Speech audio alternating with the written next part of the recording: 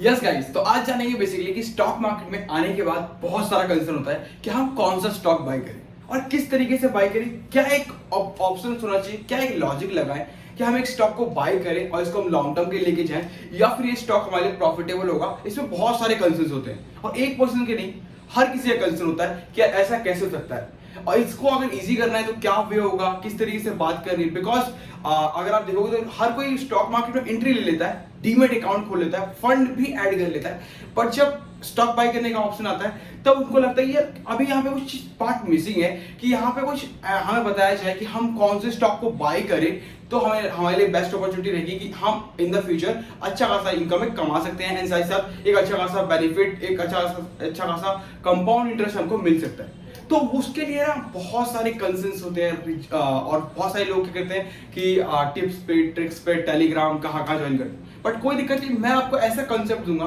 आप वीडियो के एंड तक बनने आप एक पता कर सकते हो कि बेसिकली मार्केट में है क्या और आपको किस माइंड ऑफ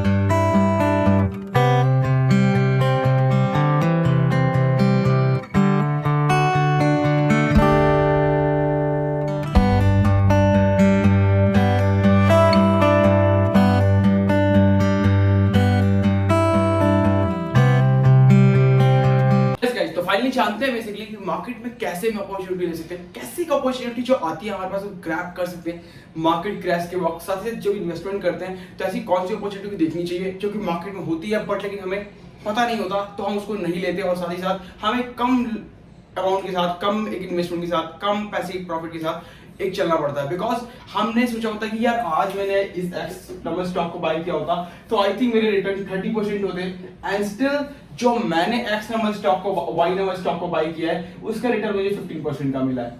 तो इतना अंतर कैसे आता है? ऐसी अपॉर्चुनिटी कौन सी होती है जो हम मार्केट में नहीं ग्रैब कर पाते और हमारे ग्रोथ की अपॉर्चुनिटी होती है वो हमें नहीं मिलती हमारे शेयर प्राइस के हिसाब से। बट कोई बात नहीं, हम डिस्कस करेंगे। तो एंड ऑफ द वीडियो तक अगर आप बने रहते हो तो आपको इस सारे कंसर्न्स का रेजोल्यूशन सब कुछ जो भी है आपको एक एक वीडियोस में मिल जाएगा कि आप किस तरीके से स्टॉक को सिलेक्ट करना है और इतनी इजी वे में, और 1 से 2 मिनट का टाइम लगेगा आपको किसी भी स्टॉक को सिलेक्ट करने के लिए। तो कोई दिक्कत नहीं, स्टार्ट करते और जानते बेसिकली है क्या। तो देखो, फर्स्ट ऑफ थिंग कि स्टॉक मार्केट, ये स्टॉक मार्केट का मतलब ये है कि मार्केट में आने के बाद किसी चीज को बाय और सेल करना, उसी को स्टॉक। गाइस, तो आप जानते हैं बेसिकली स्टॉक मार्केट के बारे में। तो स्टॉक मार्केट बेसिकली कुछ भी नहीं है, नॉर्मल सा आपको सिर्फ ये जानना है कि स्टॉक मार्केट में करते क्या। स्टॉक मार्केट है बाय एंड सेल, इसी को कहते हैं स्टॉक मार्केट। मतलब एक जो वस्तु है यानी कि एक जो शेयर है किसी कंपनी का, उसको हम बाय करते हैं और सेल करते हैं, बस वो एक स्टॉक मार्केट है और कुछ नहीं है। मतलब एक कंपनी जो आईपीओ के टाइम पे आई थी, देन आईपीओ के टाइम पे उन्होंने एक पैसा मांगा था कि हमें इतना पैसा दो, उसके बाद हम आपको जो है इस बिजनेस को एक्सपेंड करने के लिए मांगा था, ये बिजनेस मॉडल को बढ़ाने के लिए मांगा था, और उसके बाद सर्विसेज के लिए और भी अच्छी करने के लिए मांगे थे। तो उसके लिए उन्होंने पैसा लिया था। उस पैसे के बाद जो जितने भी मार्केट में पर्सन थे उन्होंने स्टॉक को बाय कर लिया और कंपनी को पैसा दे दिया। देने के बाद अब मार्केट में जो करंटली है वो सिर्फ ये है कि बस आपको जो है स्टॉक बाय होगा, सेल होगा, बस ये होगा। अब इसमें कंपनी का कोई भी रूल नहीं है। तो मतलब जो पैसा है वो कंपनी के पास नहीं जाएगा, अब सिर्फ जो है बाय एंड सेलिंग होगी। तो यानी जो बायर होगा उसके पास जाएगा एंड वो अगर सेल करेगा तो वो आपके पास आएगा। बस इतना ही आपको होगा। मतलब आप जब सेल करोगे तो उसके पास पैसे, आपके पास पैसा आ जाएगा, उसके बाद स्टॉक चला जाएगा। जब वो बाय करेगा तो देन वो अपने अमाउंट को पे करेगा एंड देन उनसे होल्डिंग मिल जाएगी उसे। तो ये बाय और सेलिंग चलता रहता है, वही एक स्टॉक मार्केट है। मतलब यहाँ पे शेयरों को जो बाय करना होता है एंड उसके बाद सेल करना होता है, उसी को हम स्टॉक मार्केट कहते हैं। तो जब स्टॉक मार्केट पता है, स्टॉक मार्केट चीजें पता है, तो हमें पता होना चाहिए कि कैसे हम एक स्टॉक को सिलेक्ट करते हैं। बिकॉज फंड ऐड हो गया, डीमेट अकाउंट हो गया, सब कुछ कर लिया, स्टॉक मार्केट के बारे में ही पता है, तो हम एक कैसे कैटेगरीज के थ्रू जाए कि हम एक समझ पाए कि इस स्टॉक को बाय करने के बाद एक अच्छा खासा रिटर्न मिल सकता है और अभी इसमें कोई रिस्क भी नहीं है। मतलब मैं इसको बाय कर लेता हूं तो मुझे कोई भी दिक्कत नहीं है, मैं एक चैन की नींद सो पाऊंगा और एक अच्छा खासा रिटर्न बुक कर पाऊंगा इन द फ्यूचर के लिए। बट वो कैसे होगा, इतना आसान है क्या, उसके बारे में जानते हैं। देखो, पहली चीज होती है मोनोपोली। मोनोपोली का बेसिकली मतलब यह है कि मार्केट में जब आए हो तो आप ऐसी वस्तु को तलाश करो जिसके अंदर कंपटीशन है ही नहीं, कॉम्पिटिटर है ही नहीं। ज्यादा से ज्यादा चूज करो ऐसे वस्तु को जिसके आगे कॉम्पिटिटर नहीं है। आप एग्जांपल के लिए पीडियालाइट ले सकते हो। पीडियालाइट का अभी तक मार्केट में कोई भी यहाँ पे ऐसा नहीं है जो फेविकोल को अलावा कुछ और यूज करता हो। ऑलमोस्ट बंदे 90-95% हर कोई फेविकोल यूज करता है, बिकॉज उन्हें पता है कि मार्केट में उसकी एक मार्केट मोनोपोली है और उसके सामने कोई कॉम्पिटिटर नहीं है, तो उसको कोई दिक्कत नहीं है आने वाले 5 साल 10 साल जब तक कोई कॉम्पिटिटर आता नहीं, राइट। उसके बाद देखो मोनोपोली के अंदर दूसरा स्टॉक को ले सकते हो मैरिको। अगर आपने पैराशूट ऑयल यूज किया होगा, क्योंकि घर में हर घर में यूज होता है, तो पैराशूट जो गोले का तेल है वो हर किसी ने देखा होगा और चूज भी किया होगा, यूज भी किया होगा अपने घर में। तो फैमिली सर्कल में देखोगे तो आज तक कोई गोले के तेल जैसा वैसा तेल किसी भी कंपनी का नहीं आता, और आज भी जो ट्रस्टेबल है एक अपने कस्टमर के थ्रू एंड जो बिजनेस मॉडल है वो बिल्कुल यूनिक है उनका।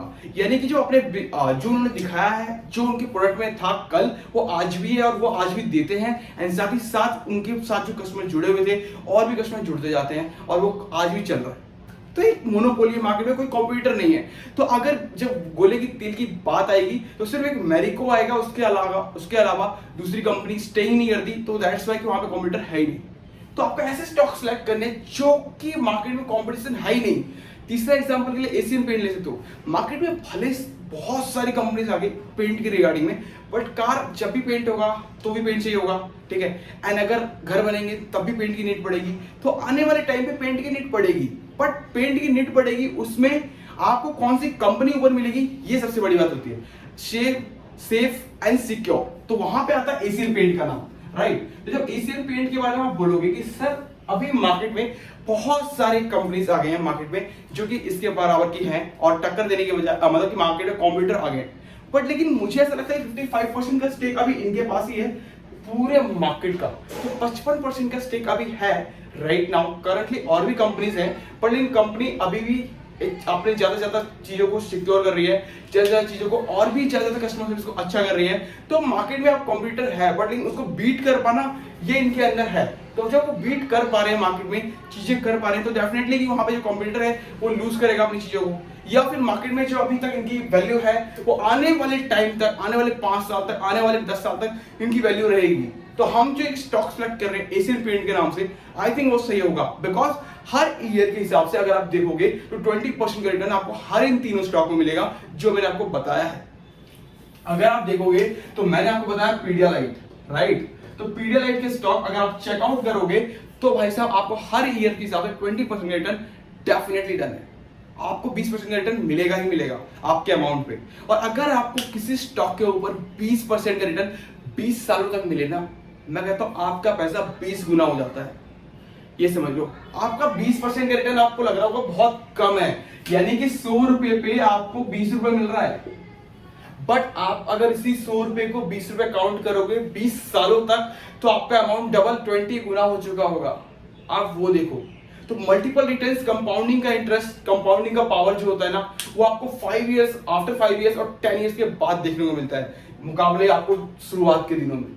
शुरुआत के दिनों में हीरो और चांद नहीं लगते, बाद में हीरो और चांद लगते, उसके लिए वेट करना पड़ता है, टाइम का वेट करना पड़ता है। बिकॉज अगर देखो मैं आपको कहूं कि आप ऐसे स्टॉक को बाय करो, क्योंकि बहुत सारे स्टॉक ऐसे भी जो आपको पेंट के रिगार्डिंग में मिल जाएंगे और आप उसे बाय कर सकते हो, बट आपको प्राइस कम मिलेगा पहली बात, ठीक है, क्योंकि एशियन पेंट का प्राइस आपको 2800 रुपए के आसपास मिलेगा, तो थोड़ा प्राइस सस्ता। उसके बाद आपने उसको बाय कर लिया, एशियन पेंट ने 20% का रिटर्न ऑन एन एवरेज पूरे ईयर्स में दिए, उस बंदे ने रिटर्न दिया आपको 50% to 70% का ऑन एन एवरेज पूरे साल में या फिर 6 महीने के अंदर। कंपनी ने ये रिटर्न 2 साल तक लगातार दिए, ठीक है, 2 इयर्स तक। XYZ किसी नाम की कंपनी है, उसके ऊपर बात कर रहा हूं। एंड ये एशियन पेंट ने आपको रिटर्न दिए 20% पर ईयर के हिसाब से। सेकंड ईयर वही था, थर्ड ईयर वही था, 4 ईयर वही था, 5th ईयर, मतलब लगातार कंटिन्यूअस 20% रिटर्न है कंपनी के पास। यहां कंपनी के पास 1 साल 70% का रिटर्न था, सेकंड ईयर ऑनवर्ड 70% का रिटर्न था, थर्ड ईयर ऑनवर्ड मार्केट से कंपनी का जो शेयर सीधा ऑलमोस्ट वहां पे गिरा जहां पे पहले स्टैंड कर रहा था। अब आप मुझे बताओ प्रॉफिट यहां अच्छा है या फिर यहां अच्छा है? आपका सेफ एंड सिक्योर यहां पे बिल्कुल भी नहीं है। जब चाहे मार्केट में ग्लिच होगा तो मार्केट से शेयर नीचे जाएगा, और कंपनी के ऊपर ट्रस्टेबल है बिकॉज उतना बड़ा मार्केट का वो नहीं है, मोनोपोली नहीं है, कंपटीशन बहुत ज्यादा है उसके लिए, तो बीट कर पाना बहुत मुश्किल काम है। सेम थिंग अगर आप यहाँ पे देखोगे 55% मार्केट का शेयर इनके पास है। अब जब 55% मार्केट का है तो ऑलमोस्ट पहले ही मार्केट में आगे स्टैंड कर रहे हैं, साथ ही साथ कंटिन्यूसली 20% का रिटर्न दिया है, तो 20% का रिटर्न आगे भी दे रहे हैं, तो आपको 5 सालों 100% रिटर्न ऑलरेडी मिल चुका है आपकी जितना भी आपने अमाउंट आपने प्रिंसिपल लगाया था। तो डेफिनेटली आपको यहाँ पे प्रॉफिट दिख रहा है, मुकाबले यहाँ पे सेफ एंड सिक्योर भी दिख रहा है, राइट। तो आपका ऐसे स्टॉक सेलेक्ट करना है बिल्कुल इजी वे में और बहुत अच्छे से मिल जाएगा। मैंने आपको 3 स्टॉक के नाम बताया, बहुत सारे स्टॉक है मार्केट में जो आप चेकआउट करोगे हर एक सेक्टर में। एफएमसीजी हो गया, आईटी सेक्टर हो गया, पावर सेक्टर हो गया, एनर्जी सेक्टर हो गया, या फिर आप अपने होटल सेक्टर में देख सकते हो, इंश्योरेंस सेक्टर में देख सकते हो, बैंकिंग सेक्टर में देख सकते हो, जहां भी देखो हर सेक्टर में आपको एक ऐसा स्टॉक मिलेगा, जरूर मिलेगा, जहां पे आपको कंटिन्यूसली 20% का return on an average per year के हिसाब से डेफिनेटली देगा और बिल्कुल सेफ एंड सिक्योर होगा। और आपको वो अमाउंट आने वाली 20 इयर्स के बाद 20% के रिटर्न के हिसाब से पर ईयर के हिसाब से वो 20 गुना हो चुका होगा। मतलब जो आप अमाउंट देख रहे हो तो इतना बड़ा अमाउंट हो चुका होगा कि आपको लगेगा 20% का रिटर्न था, पर लेकिन आज वो अमाउंट बहुत बड़ा है। बिकॉज आपको अभी लगेगा कि 100 रुपए की वस्तु पर मैं 20 रुपए कमा रहा हूँ, पूरे ईयर में क्या कमा रहा हूँ, बट इन द फ्यूचर जब 20% कंटिन्यूस करोगे 20 इयर्स के लिए, देन वो एक बड़ा अमाउंट कन्वर्ट होता है, राइट। तो आपको इस तरीके से वर्क करना है, बहुत इजी वे है, कुछ भी नहीं है। मार्केट में आपको सिलेक्ट करने के लिए मैंने कहा 10 शेयर एक साइड रख लो, 10 शेयर एक साइड रख लो, 10 के पॉइंट निकालो, एनालिसिस करो, 10 के पॉइंट निकालो, एनालिसिस करो, स्टॉक आपको मिल जाएगा। 5 ऐसे स्टॉक जरूर मिलेंगे जिसमें आप अगर इन्वेस्ट करते हो और पोर्टफोलियो को डाइवर्सिफाई करके रखते हो, डेफिनेटली आपको रिटर्न मिलेगा जो मार्केट ने नहीं दिया अभी तक, और जो अभी तक आपको नहीं पता था और जो अभी तक आपको नहीं मिला, वो आपको देखने को मिलेगा कि कैसे पोर्टफोलियो डाइवर्सिफाई करने के बाद एक पोर्टफोलियो कैसे एक अच्छा पोर्टफोलियो बनता है, राइट। तो पॉइंट के ऊपर मतलब बिजनेस मॉडल मोनोपोली हो गया। अब हर पूरे मार्केट में 55 स्टॉक है, 55 स्टॉक में हर कोई एक मोनोपोली नहीं मिल सकता, तो मोनोपोली नहीं मिल सकती, तो अब मार्केट में कंपटीशन है, ठीक है, बट अब हमें उस कंपनी के बारे में बिजनेस मॉडल पता होना चाहिए कि जो हम स्टॉक सिलेक्ट कर रहे हैं उसका बिजनेस मॉडल क्या है। और मुझे हमेशा लगता है कि आप मोनोपोली सिलेक्ट कर रहे हो या फिर कुछ भी, बट आप उससे पहले देखो कि मार्केट में उसकी बिजनेस मॉडल का क्या वैल्यू है। मतलब जो बिजनेस मॉडल दे रहे हैं उसके अलावा जो मैं अपने माइंड ऑफ थिंकिंग से जो मैं सोच रहा हूँ क्या वो बिल्कुल सेम है, एज इट इज है। मतलब मेरे हिसाब से एक कंपनी में जो अगर मैं यहाँ पे सीईओ ऑफ द कंपनी हूँ तो उसको कैसे रन कर सकता हूँ इसको पता होना चाहिए। बिकॉज मान लो कि आप उस कंपनी के शेयर होल्डर बन रहे हो, तो इन द फ्यूचर अगर आपको कहा जाए कि आप इस कंपनी के सीईओ हो और आपको इस कंपनी के मैनेजमेंट को रन करना है, तो आपको किस तरीके से रन करना है इसके बारे में आपको पता होना चाहिए कि आपने स्टॉक को सिलेक्ट करने से पहले ऐसा क्या सोचा कि इसकी मैनेजमेंट बहुत अच्छी वर्क कर रही है और मैं इस कंपनी सिलेक्ट करूं तो ये बहुत ऊपर जाएगा, ऐसा क्या था। तो उसके पर्पस जो वो वर्क कर रही है मैनेजमेंट और आपका माइंड ऑफ थॉट क्या कहता है, क्या वो दोनों मैच करते हैं, या फिर आप रॉन्ग हो या फिर कंपनी रॉन्ग है। क्या कंपनी की जो मैनेजमेंट पहली मैनेजमेंट थी वो और जो अभी मैनेजमेंट है वो दोनों में डिफरेंस दिख रहा है, राइट। तो उस तरीके से आपको सिलेक्ट करना पड़ेगा, बिजनेस मॉडल समझना पड़ेगा। एग्जांपल के लिए जोमेटो देता हूं, मार्केट में आईपीओ आया, बहुत अच्छा है, 70 रुपीज पे लॉन्च हुआ था, मार्केट ने बहुत अच्छा बूम बैक दिया, 170 तक गया, मार्केट से वापस नीचे गिरा, 40 रुपए तक आया। अब मुझे बताओ कि हर कोई सोचता है कि यार मैं मार्केट में ना अपने तरीके से अपनी चीजों को समझ लेता हूँ। मुझे बताओ कि कोई भी बंदा अगर जोमेटो का स्टॉक 70 रुपए के हिसाब से बाय कर रहा था, 170 रुपए तक गया, सेल आउट किया या फिर नहीं किया, 170 रुपए में बाय किया, वापस 40 पे आ गया। अब आप मुझे बताओ कि कौन से बिजनेस मॉडल से किसने बाय किया, किसने नहीं किया। बट मैं बताऊं आज भी अगर मुझे वो 60 रुपए 70 रुपए में जो भी मिल रहा है मैं उसको बाय करने की अपॉर्चुनिटी क्यों रखता हूं, क्योंकि मैं बाय करने की बहुत इच्छुक हूं और मुझे जोमेटो का बिजनेस मॉडल बहुत अच्छा लगता है। उसके पीछे कारण है बिकॉज कंपनी ने वो चीज दिखाई है, इंडिया में वो टाइम है अभी, और उस टाइम को अगर यूटिलाइज किया जाए और इन द फ्यूचर अगर हम उसको 10 इयर्स के बाद देखें और कंपनी के लिए कोई कॉम्पिटिटर नहीं है अभी और इन द फ्यूचर कॉम्पिटिटर पैदा नहीं होता है, कोई नहीं आता है पूरे मार्केट में, तो मार्केट में कंपनी के पास बहुत बड़ी बिजनेस अपॉर्चुनिटी है और मार्केट में बहुत बड़ा मॉडल है कि आपको काम करने के लिए मिलेगा। और ये हो सकता है कि इंडिया के लिए सबसे टॉप मॉडल कंपनी हो जो इन द फ्यूचर वो ब्रेकफास्ट से लेकर के रात के डिनर तक आपको सर्व करे, राइट। तो डेफिनेटली इस चीज को आप नहीं देख पा रहे, बट बिजनेस मॉडल क्या है इसलिए मैं कहता हूं समझो। पहले आप अभी वेस्टर्न कंट्री में अगर आप यूएसए देखोगे या फिर ऑस्ट्रेलिया देखोगे तो वहां की कंपनीज में क्या है, वहां की जो कंट्रीज में जो भी कंपनीज वर्क कर रही हैं उसका क्या है कि अभी जो मार्केट में है वो सुबह के ब्रेकफास्ट से लेकर के रात के डिनर तक सब कुछ सर्व करती है। और जो लोग हैं वहां के खाना नहीं बनाते हैं, वो ऑर्डर करते हैं, वो फूड लेकर पहुंच जाते हैं। तो सेम थिंग अगर जोमेटो देखोगे तो जोमेटो के पास आज इतना बड़ा बिजनेस नहीं है, कंपनी प्रॉफिटेबल नहीं है, बट इन द फ्यूचर उसके पास वो बिजनेस होगा और वो प्रॉफिटेबल होगी 2024, 2025, 2026 तक, बिकॉज वेस्टर्न चीजों को अपनाया जा रहा है। आने वाले टाइम पे बिजनेस अपॉर्चुनिटी अच्छी है कि अगर कोई कॉम्पिटिटर नहीं आता है और कंपनी अच्छे से वर्क करती है, मैनेजमेंट सही तरीके से वर्क करता है, तो डेफिनेटली मार्केट में वो भी अचीव करेगा।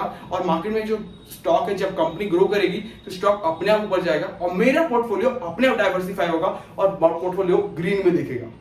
तो उसके लिए एक बिजनेस मॉडल है, वो मुझे समझ में आता है कि आज भले वो वेस्टर्न कंट्रीज वाला मॉडल यहाँ पे लोगों को नहीं समझ में आता और लोग नहीं करते, लोगों को लगता है ऐसा वैसा, बट इन द फ्यूचर लोग उसको ग्रैब कर रहे हैं और टाइम टू टाइम वो ग्रैब हो जाएगा।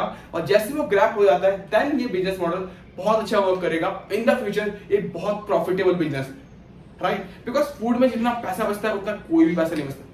तो डेफिनेटली जो है वो कैसे हो सकता है उसके रिगार्डिंग आपको बिजनेस मॉडल समझना पड़ेगा। एक फूड ही नहीं, बहुत सारी इंडस्ट्रीज है, इंश्योरेंस इंडस्ट्रीज है, होटल इंडस्ट्रीज है, बहुत सारी चीजें हैं जो आपको देखना पड़ेगा, समझना पड़ेगा बिजनेस मॉडल क्या है, आज कंपनी क्या वर्क कर रही है, कंपनी रिटर्न्स क्या है, कंपनी के फ्यूचर प्लान्स क्या है। आपको जब ये पता होगा आप समझ पाओगे कि क्या फोकस करना है और किस तरीके से फोकस करते हुए इसको हमें ग्रैब करना है। बात करते हैं तीसरा पॉइंट के ऊपर। पॉइंट है तीसरा, प्रोडक्ट एंड सर्विसेज। जब मुझे एक बिजनेस मॉडल समझ में आ गया तो मैं बात करता हूँ प्रोडक्ट एंड सर्विसेज पे। मतलब कि वो चीजें जो कि मैं आज यूज कर रहा हूँ उस कंपनी के, और मुझे लगता है कि ये कंपनी में ना बहुत अच्छी चीजें बनाई जा रही हैं और साथ ही साथ ये कंपनी अभी तक मैनेजमेंट अच्छा नहीं है तो इतना वर्क कर रही है। तो इन द फ्यूचर इस कंपनी के मैनेजमेंट को और भी अच्छा कर दिया जाए तो डेफिनेटली ये कंपनी अलग परफॉर्मेंस देगी और अलग रिटर्न्स होंगे, राइट? बिकॉज आप किस पे इन्वेस्ट करते हो? आरओसी देख करके, राइट? आपको इन्वेस्ट तो इसी में करते हो कि आरओसी जिसका कंपनी का अच्छा है या फिर आरओई अच्छा है, आप उसके ऊपर इन्वेस्ट करते हो। रिटर्न ऑन इक्विटी या return on equity, return on capital equity, तो आपको यही दिखना होगा। तो आप मुझे ये बात समझाओ कि आप जिस प्रोडक्ट कंपनी का यूज कर रहे हो आपको दिख रहा है किस कंपनी का प्रोडक्ट अच्छा है, कंपनी का बिजनेस मॉडल अच्छा है, कंपनी की मोनोपोली है मार्केट में, तो प्रोडक्ट एंड सर्विसेज सब कुछ अच्छी है, तो अब मार्केट में इसके लिए हम इन्वेस्ट कर सकते हैं बिकॉज इन द फ्यूचर मुझे इसमें ग्रोथ दिख रहा है, राइट? जब आप प्रेजेंट में देख रहे हो तो कि चीजें बहुत अच्छी है ना, तो डेफिनेटली वो फ्यूचर भी उस तरीके से ग्रो अप करता है। आपको आज नहीं लगता, लेकिन अगर आप उसको देखोगे बियॉन्ड दी उसके जाकर देखोगे आपको दिखेगा। मैंने क्या कहा, सी ऑफ द माइंड, कि आपको क्या करना है, उस कंपनी का मैनेजमेंट किस तरीके से वर्क करेगा ये आपको पता होना चाहिए। तो प्रोडक्ट एंड सर्विसेज अगर अच्छी होंगी कंपनी की और आपको लग रहा है कि क्योंकि आप हो वही एक कस्टमर भी है, वही एक बिजनेसमैन सीईओ भी, तो डेफिनेटली आपको जिस जैसे आप वर्क कर रहे हो उसी तरीके से एक कस्टमर ही सोच रहा होगा और उसी तरीके से उसका बिजनेस भी वर्क करने वाला है। तो आपके माइंड ऑफ थॉट के हिसाब से अगर प्रोडक्ट अच्छा है, आपको क्वालिटी अच्छी लग रही है, आपने 10 लोगों से पूछा अपने रिलेटिव्स में या फिर अपने नियर भाई जितने भी थे उनसे पूछा और एक अच्छा खासा फीडबैक कलेक्ट किया और आपको दिख रहा है कि इस कंपनी का प्रोडक्ट अच्छा दिख रहा है और है मार्केट के लिए मुकाबले हर किसी के, तो डेफिनेटली एक कंपनी आने वाले टाइम पे आपको ग्रो करती हुई दिखेगी। एग्जांपल के लिए एचयूएल ले सकते हो, टाइम टू टाइम कंपनी ने ग्रो अप किया है, साथ ही साथ स्टिल मार्केट का स्टॉक प्राइस 2700 रुपीज का है। टाइम टू टाइम के लिए देख सकते हो नेस्ले, लैक्टोजेन, हर किसी को पता है कहाँ स्टॉक कितने 400 रुपए 500 रुपए का आया था, स्टॉक कंपनी का प्राइस 20,000 रुपीज का। तो किस तरीके से वर्क करना है, कंपनी का मैनेजमेंट क्या वर्क करे, ये आपको देखना पड़ेगा, समझना पड़ेगा business model, product services, monopoly क्या है, कंपटीशन कितना है मार्केट में, देन आप बहुत आसानी से किसी भी स्टॉक को सिलेक्ट कर सकते हो। आई थिंक सारे आंसर्स आपको मिल पाए होंगे और आप समझ पाओगे बेसिकली है क्या और मार्केट में कैसे वर्क करना है किसी स्टॉक को सिलेक्ट करने से पहले। वीडियो अच्छी लगे तो लाइक कर लीजिएगा, शेयर कर लीजिएगा, साथ ही साथ वीडियो इंफॉर्मेटिव लगी हो चैनल को सब्सक्राइब करना ना भूलें, जिससे कि आपको आने वाले सारे के सारे वीडियोस आपको पहले मिल पाए और जिससे कि आप उसको देख पाए और समझ पाए और ज्यादा लोगों से शेयर कर पाए अपनी नॉलेज को, और नॉलेज को इंक्रीज जितना कर पाएंगे उतना ज्यादा इन्वेस्टमेंट में आपके लिए हेल्प हो पाएगी। वीडियो अच्छी लगे तो लाइक कर लीजिएगा, शेयर कर लीजिएगा। Thank you so much.